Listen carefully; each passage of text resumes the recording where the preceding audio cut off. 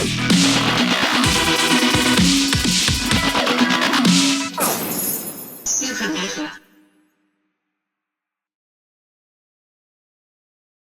happening, guys? Supernova here, back with another video, and today is going to be my no bullshit review of Indiana Jones and the Great Circle, the newest game from Xbox-owned studio Machine Games, better known for their Wolfenstein series.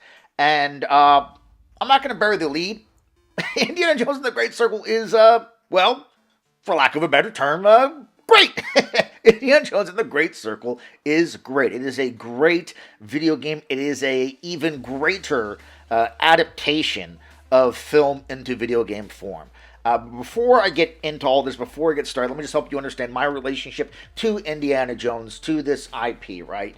As a child of the 80s, someone who grew up through the 80s and 90s, Indiana Jones, for me, is one of the greatest film franchises to ever existed. Indiana Jones is one of the greatest film characters to ever have existed.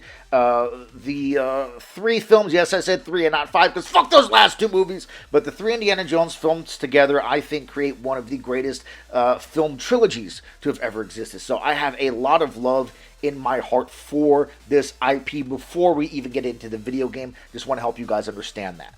Now, in getting into the review, I gotta first give Machine Games their flowers, right? Because, like I said, they have made a incredible video game adaptation of a beloved film franchise. In my opinion, this is probably the best video game adaptation of a movie IP that has ever existed. I think the only one that comes maybe close is that one Ghostbusters video game where they brought back all the original actors to do the voices, where it was essentially like Ghostbusters 3.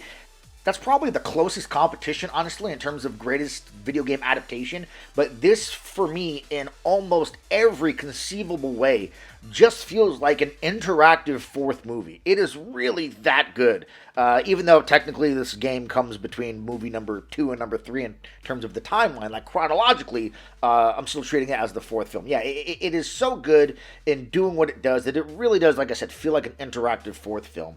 And there are multiple reasons for that. I think first and foremost, mad props has to be given to the composer of this game, Gordy Haab, or Haab, I'm not sure how you pronounce his last name, it's H-A-A-B, so I'm going to say Gordy Haab, or fuck it, I'll just say Gordy for the rest of this video, as to not mispronounce this man's name. But when it comes to Gordy, we have to give a lot of props to this man, because for those of you who don't know, the composer of all of the Indiana Jones films is none other than John Williams. But Nova, who is John Williams? Well, thanks for asking, random disembodied voice that happens to sound exactly like me. John Williams is, in my opinion, and arguably, the greatest film composer to have ever fucking existed. We're talking Jaws, E.T., Close Encounters of the Third Kind, Jurassic Park, Harry Potter, Superman, the fucking Olympics, Star Wars. Which Star Wars? Oh, I don't know. Episodes 1, 2, 3, 4, 5, 6, 7, 8, and 9. And just think about all the most iconic Star Wars things you hear in your head when I say Star Wars, whether it's the Star Wars Crawl, the Imperial March, the Duel of Fates. John Williams composed all of that shit. Right? He also composed every single Indiana Jones film. So, composing a game that's going to feel like John Williams did it is going to be a monumental task. And I have to say, in all respects, Gordy has smashed that. He's done an incredible job. Now, is there anything in the game in terms of original themes he's created that are as iconic as the Imperial March or the Raiders March from Indiana Jones or the Duel of Fates or Hedwig's theme from Harry Potter? No. But it doesn't change the fact that when you are watching this game or playing this game, the music you are hearing, it sounds so much like it is ripped from the DNA of John Williams, that nothing about it pulls you out of the experience. As a matter of fact, it's the opposite. That music helps pull you into the experience, helps pull you into this being a legitimate Indiana Jones experience. So when it comes to the composition of the music for this game, I don't think enough praise can be given to this man. He absolutely smashed what is, again, like what I would say is a monumental task, right? Like, if you're going to try to compose something and sound like you're John Williams or Danny Elfman or Hans Zimmer, right? Like, these are monumental tasks. These are some of the greatest who've ever done it. So, again, props to this man. Now, the other thing that really lends itself to this feeling like a legitimate Indiana Jones experience has to be, without a doubt, the undeniably uncanny performance of Troy Baker as Harrison Ford as Indiana Jones. Like, he's like Robert Downey Jr. in Tropic Thunder. I'm a dude playing a dude disguised as another dude, right? Like, he is Troy Baker pretending to be Harrison Ford, pretending to be Indiana Jones, and absolutely smashing it, right? He does such a good fucking job that you just kind of forget that this is not Harrison Ford. You just kind of forget that this isn't the dude who is Indiana Jones, especially because you're looking at a wonderful recreation of young Harrison Ford's likeness, right? He does such a good job that his performance just kind of melts away, and you forget that this is not Harrison Ford. Now, is it perfect? No. If you are someone like me who's seen enough Harrison Ford over the decades and is an absolute cinephile and movie fan like me, you'll pick up on certain inflections or certain ways that he says certain words where you're like, yeah, okay, that's right. I forgot for a second. Troy Baker he is a mere mortal. He's not perfect, right? But those instances or those times are so few and far between that it's not enough to pull you out of the experience, right? It's not enough to draw you out and remind you, oh, that's right, I'm not just watching Harrison Ford do his goddamn thing. So between Gordy's music composition and Troy Baker's amazing job of trying to pretend he's a young Harrison Ford, those two things really help create this feeling while you're playing this game that this is just the fourth film. Like I said, I can't stop saying that. I can't say that enough. I'm probably going to say it a few more times during this review, and it's probably going to be the number one thing you hear, no matter what review you watch, no matter who you listen to. You're probably going to hear them talk about either the music or Troy Baker's voice acting that just really make this feel like the thing it's supposed to be. So props to them, and again, the flowers also to Machine Games, because I mean, they even went so far as to use the punch sound effects like the original movies. Like, there was so much love, and you could tell that the people who made this game, they love this IP, they get it. Todd Howard is a massive Indiana Jones fan, so that probably helps, but again, when it comes to being the thing that this is supposed to be, it does an amazing job at that. I mean, they even went so far as to make pretty much a shot-for-shot recreation of the beginning of Raiders of the Lost Ark, the first film. Like, they did such a good job with it. Like, again, they really clearly cared about this project. And by the way, it's not just Troy Baker's voice acting that's amazing. It's all of it, right? All the voice acting is amazing in the game, including the female lead, who's played by Alessandro Mastronardi, a beautiful and talented Napolitana Italian woman.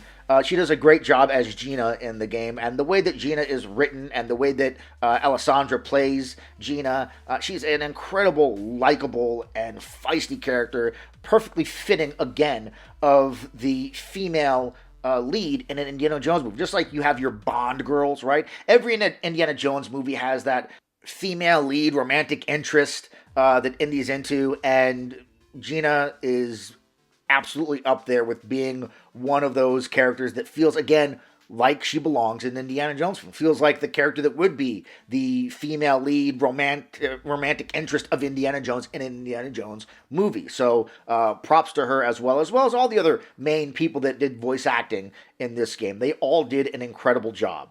Now that I've gone on for almost 10 minutes about how fantastic of a video game adaptation Indiana Jones and the Great Circle is, let me tell you how good or not good of a video game Indiana Jones and the Great Circle is, right? Because a big issue I've seen when it comes to people reviewing this game is that they almost seem to be grading it on a curve, right? It almost feels like they are not looking at it as a video game or grading it just as a video game. they're grading it as a video game adaptation and almost like throwing it bonus points just because it feels like the thing it's supposed to be. And I don't necessarily feel that that's fair, right? Like, is it a good video game or is it not a good video game? When it comes to reviewing a video game, that's what the score should be based on. It should be based on, is it or is it not a good video game? Now, you can, like I did, include in there whether or not you think it's a good video game adaptation of the original property.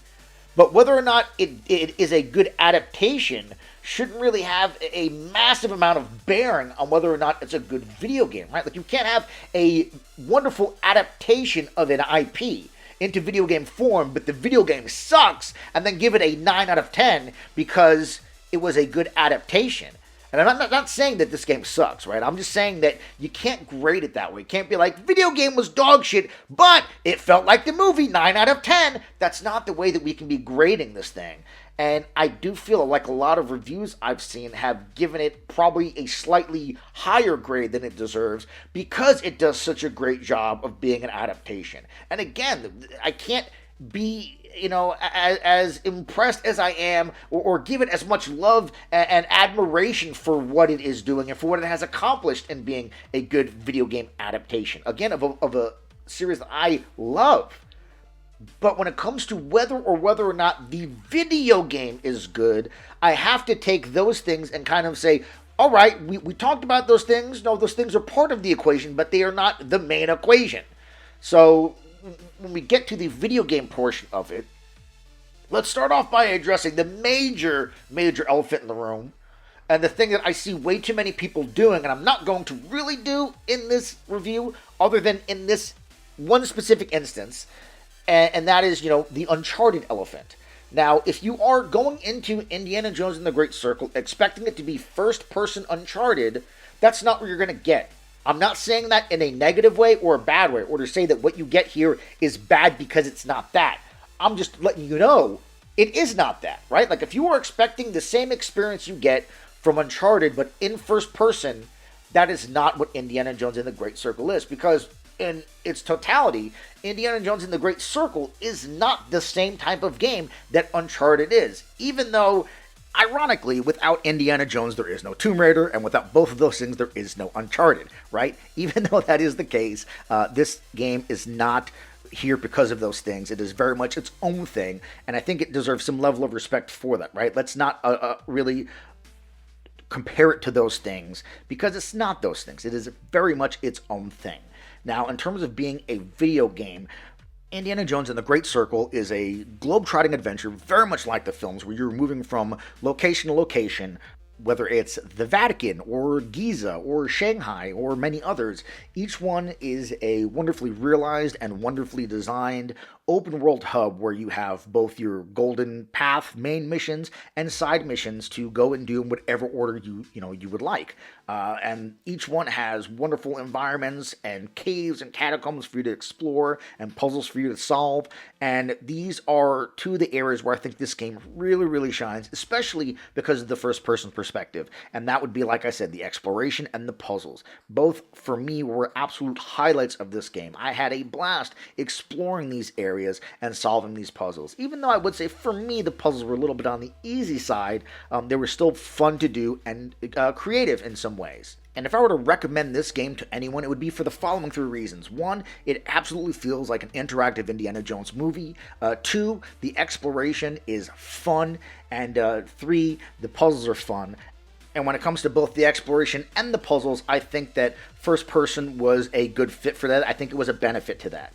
Unfortunately, though, this isn't true of every area, right? And one of the main areas where this game really, really let me down is in its combat.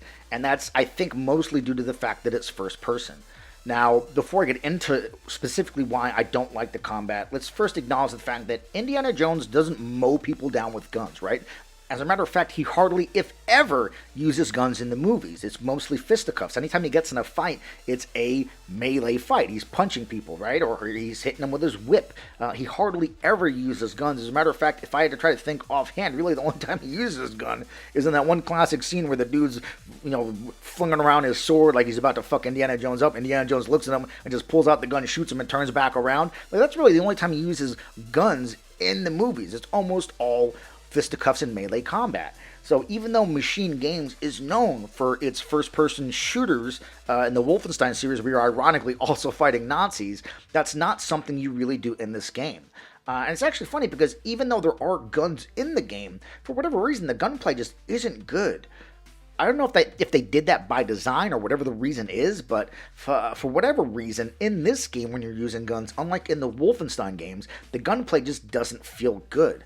And you're almost disincentivized from wanting to use guns anyway, because like I said, Indiana Jones is not someone who mows people down with guns. And in this game, even though there are guns, you're almost not wanting to use them, right? Because first of all, when you go to shoot people, the likelihood you're going to kill them with your gun is really not very high. And B, it's one of these games that suffers from the AI, where the second you make a sound or the second someone gets alerted, the entire base knows exactly where you are. So when you use your gun, that second that gunshot goes off, the entire base knows exactly where you are. And if there are more than like 6 people with guns in that base, you are fucked with a capital F, right? Unless you run the fuck out of there, you are donezo. So the gunplay in this game, whether by design or whatever the reason is, isn't good, and you're not really going to be wanting to use guns anyway. So really the main combat you're going to be using is the fisticuffs melee combat. But let's be honest, when it comes to first-person games, name one with fantastic melee combat. Don't worry, I'll wait. Oh, wait, you can't think of any? Oh, me neither, right? Like, melee combat just isn't great in first person. And it's not great in this game. Even though you have all the things you would like in a melee combat game, right? Like, you have a block, you have a parry, all those things are there, but melee combat encounters just, unless it's one-on-one, aren't that great. Like, when it's just you fighting one person, it is fun, right? That is enjoyable. Even though they bafflingly put in a stamina bar, which makes no goddamn sense from the standpoint of sometimes you're fighting more than one enemy, and you can't just knock them out in one punch, right? It's going to take several punches. Unless you absolutely load up your punch, which you can do by holding the trigger, you can kind of charge the punch. But unless you kind of load up that punch, it's going to take more than one punch to knock someone out. So when there's more than one enemy coming at you, you're basically swinging from the fences and trying to parry and block. And when your stamina bar runs out, you're going to find yourself just kind of walking backwards while the dumb AI comes forward in single file because they're fucking retarded. Like, when that happens, those combat encounters just aren't enjoyable for me. Also, even though, like I said, this is a melee combat game, it's really a stealth game more than it is a melee combat game, because they don't really want you getting in combat encounters. At least they don't want you based on how the game's designed, right? Like, if they want you to get in these combat encounters, the way they design it doesn't make it feel that way. It makes it feel more like they want you to find other ways to get into these areas. And from a design standpoint, that does make sense, because Indiana Jones first isn't, okay, I'm just going to run through this base and knock all these motherfuckers out, right? It's also not, let me get my gun and mow all these motherfuckers down. Indiana Jones' thought process in all the films is almost like, okay, how do I get from point A to point B without being seen, without meeting anyone, without looking at anyone? I don't want anyone to notice I'm here, right? I'm trying to get this thing or find this person or do whatever it is that I'm trying to do, and I'm trying to do it with causing the least amount of ruckus as possible. That's very much how Indiana Jones does things in the movies, and that's really how they designed the game to be, right? They want you to get inside of areas or get from point A to point B and do it very stealthily, do it without being seen. The problem is the stealth mechanics in this game are not great. I'm sorry, I love the game, I think it's a great game, but the stealth mechanics in this game are terrible. And it's not like I don't enjoy combat encounters or stealth. I love stealth and combat encounters. You think of games like Assassin's Creed or like a Ghost of Tsushima. The combat encounters and going through bases and stealthily taking people out and doing things silently, like that for me is the highlight of those games. Unfortunately, when it comes to Indiana Jones and the Great Circle, those things are not done to a level to where I actually enjoy them. As a matter of fact, I dread combat encounters in this game. Like, I have so much fun with the puzzles and exploration that anytime I see that the thing I need to get or do is inside of a heavily guarded base, I'm like, fuck, man. All right, let me fucking sit up in my chair and get ready to do whatever the fuck this is going to be for the next 20 minutes, because I just know that it's not going to be an enjoyable experience. And that isn't always true. There are some times where I do enjoy the combat, but for the most part, I didn't enjoy it almost at all. Especially, like I said, because the stealth mechanics, they suck, right? Like, when you're sneaking through places, the game kind of has that system where, like, if an enemy kind of notices you, there's that little circle over their head that fills up. And by the time it fills up, if it goes all the way, then they notice you and they're alerted. It has that system. But there are just times where enemies either A, can't see you because they, have either no vision, or they fucking see you in the middle of the darkness from fucking 30 feet away because they have perfect vision. Like, it's either one or the other. And honestly, no matter which it is, it kind of makes the combat encounters not be fun. The other thing is that even though it's a stealth game, you don't really have a lot of stealth takedown mechanics. Like, there really isn't a stealth takedown mechanic. You have really two ways of stealthily taking an enemy down. One is you have to have some type of melee object in your hand, whether it's a spatula or a frying pan or a baton or something like that. And if you get close enough to the enemy, you can hit the right trigger and you'll, like, trip them and then hit him in the head, or hit him in the nuts and hit him in the head, or knock them out somehow. Like, that's really it when it comes to stealth mechanics. The other is you really have to have upgraded Indiana Jones enough to where you can whip a character and take them out by whipping them, by, like, tripping them and pulling their feet out from under them or something like that. But at the beginning, you can't just do that. These are abilities that you have to get over time. The main problem is that a lot of these upgrades, which are done through books, which actually is kind of cool. Like, that's the most Indiana Jones thing you can do, right? Like, he increases his ability through knowledge because that's what Indiana Jones does, right? He's a professor, he's an archaeologist. So there isn't some massive skill tree. It's just you find these books throughout the game, and through the knowledge gained in them, you increase Indiana Jones' abilities. Cool, love that. Problem is, a lot of these books are inside of these bases or compounds, and it's to the point where, like, first of all, I don't know if there's anything worthwhile in this area, and even if I wanted to go get it, I know that the combat encounter is not going to be fun. So I found that there were a lot of side quests that when I went to go do them, if it was something where it was some heavily guarded base and it was a side quest, not a quest necessarily for the main story, I found myself almost saying, like, you know what, fuck this, I'll come back to it later, which is not the way I usually play video games, right? Like, I found myself playing this game in ways I don't traditionally play them. I very much am the type of person that when I come up across a base or whatever the fuck it is, I'm going to knock it out before it progresses to the next thing. As a matter of fact, when it comes to these open world games where there's missions and quests, I knock out every single side quest till there are none available before continuing with the main story. That's how I like to play these games. If there's a side quest, I'm going to do it, and then if there's no more, then I'll do the main quest. I found myself doing almost the opposite in this game. I would try to do the main quest because I knew that some of these side quests were going to be taking me to areas and doing things where I'm like, fuck, I'm going to have to be fighting people, and I don't like the combat encounters. And it really is unfortunate that I felt that way because it's not how I personally like to play games, and it kind of hurt the overall experience for me. And again, this could be just a me problem, right? Like, I've seen some people saying that they loved the combat. They loved all the combat encounters. Again, I don't know how, because for me they are not great. But for me, these were things that were impeded by not only the first-person perspective, but just how they designed the first-person mechanics and the quote-unquote stealth mechanics. They just, for me, weren't great. So yeah, I think that's one of the places where this game really does hurt, is in the combat and in combat encounters overall. That being said, another place where this game does shine, ironically, is those side quests, right? Because even though I'm bitching about side quests sometimes having you go into places and do things and it's a pain in the ass, even though that's the case with a lot of these side quests, they're at least done in a way that feels more like a main quest. Let me explain, right? Like, traditionally, you have these open world video games and you have your main quests, and then side quests are dumb shit like, oh, you want this key? Sure, I'll give you this key, but before I give it to you, I lost my apples. Can you go around this entire fucking map and find the 25 fucking apples I dropped? If you bring me back my apples, I'll give you the key. And then you go around the map arbitrarily picking up bullshit because this motherfucker doesn't want to give you the thing that you need, right? Or it's like, I can tell you where so-and-so is, but you gotta do something for me first. There are 13 fucking leaves around the world. Go find the leaves and come back to me. And it's like stupid shit like that. Unlike that, which is a cardinal sin that a lot of open worlds or semi-open world games commit, this game does these side quests in a way where they feel very much like main quests, right? They have cutscenes and the thing that you're doing is not some stupid arbitrary go get me this item type thing. And even though in most cases they are a go get me this item or go find me this person, they're done in a way where they feel like they are part of the overall narrative, and they're done in a way where they don't feel like some bullshit unnecessary side quest. They're done very, very well, and probably done better than a lot of video games in terms of the side quests feeling like they're important, right? Not like they're just some random bullshit. They feel important.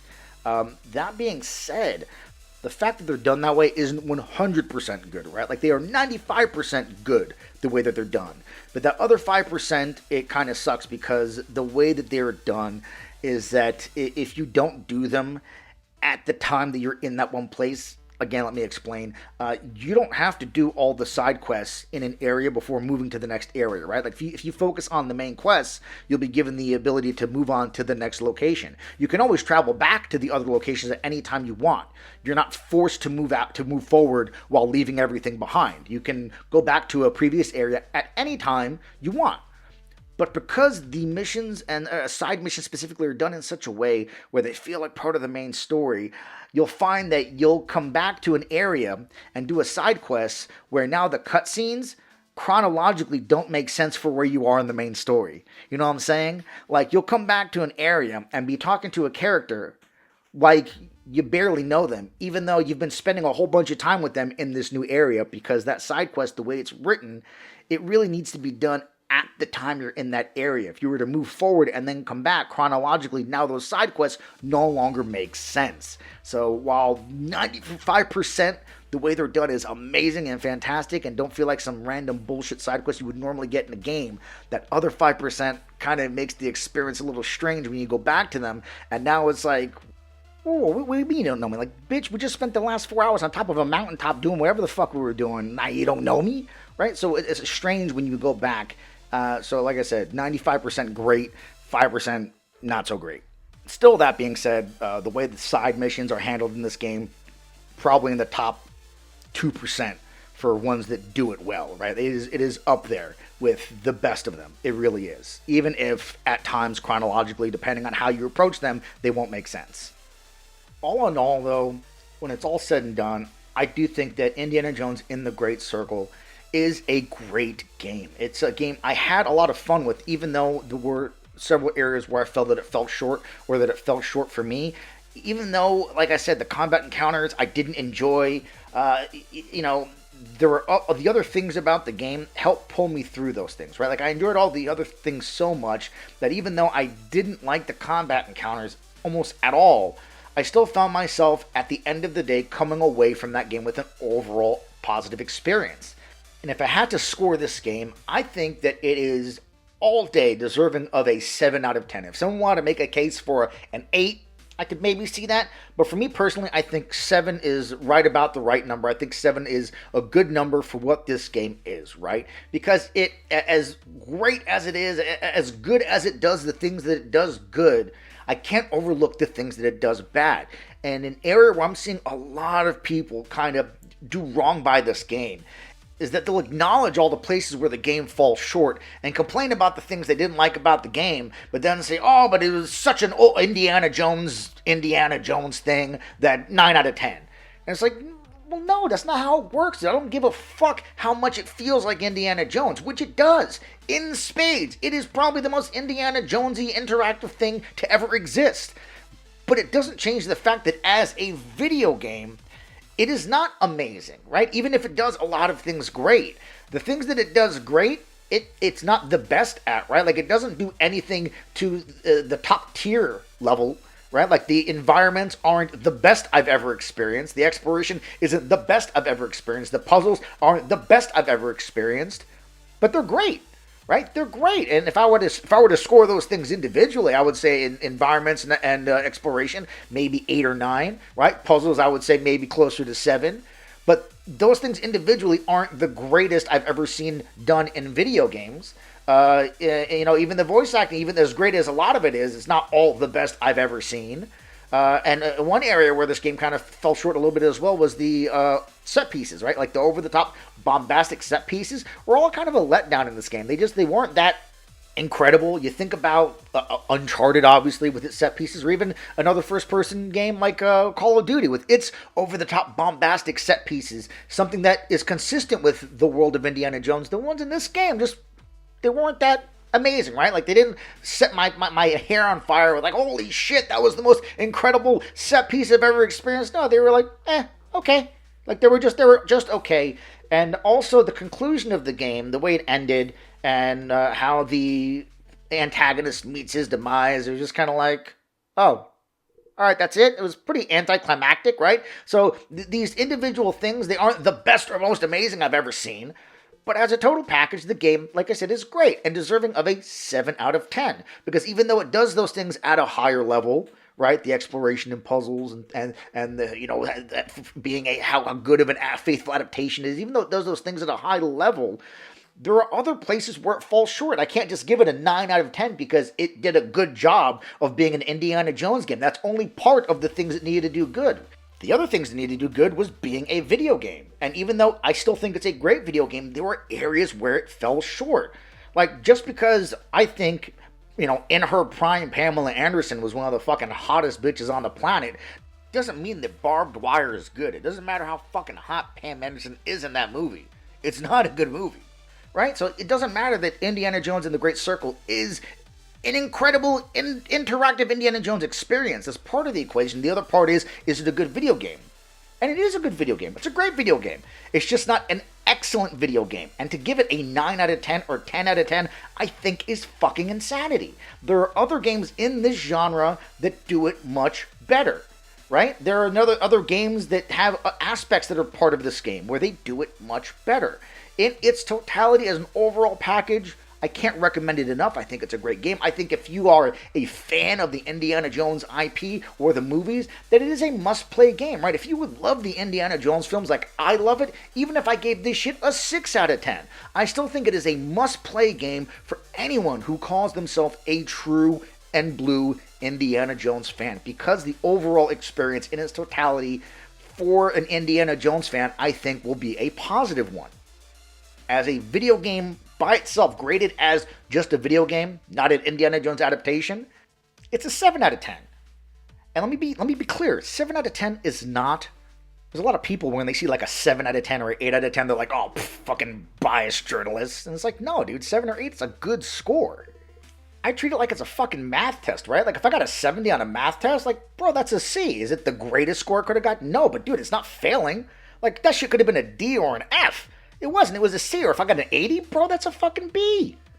I see games get 85 or 86 or 87, and people are like, fucking biased-ass journalists. What, because the game that you like didn't get a 10 out of 10? Bro, an 80 or an 85 is a good score. For me, in this instance, a 7, or even like a 7.5, even though I think giving games 0.5 is stupid. I think this game falls at around about a 7 for me.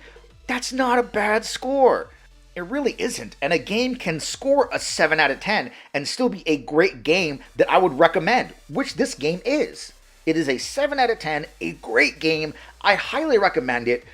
I just want you to understand what it is before you experience it, and understand that if you go into it thinking that it's going to be like one of the most amazing gaming experiences you've ever had because you see people giving it a 9 out of 10 or 10 out of 10 or just giving it fucking non-stop blowjobs on social media and on the internet, that's not what it's going to be. I mean, maybe it could be that for you, but I think most people are going to walk away from it the same way I did, thinking that this is a fantastic game, a great game, one of the best video game adaptations of a film series to ever grace gamers, but at the end of the day, a mediocre to great video game, right? Like, the adaptation portion needs to be separate from the video game portion.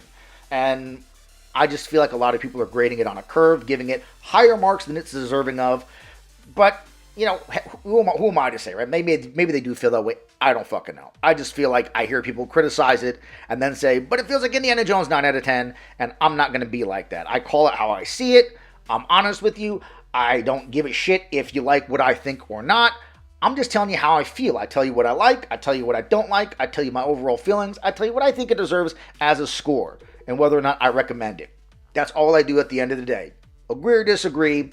End of the day, Indiana Jones and the Great Circle by Machine Games.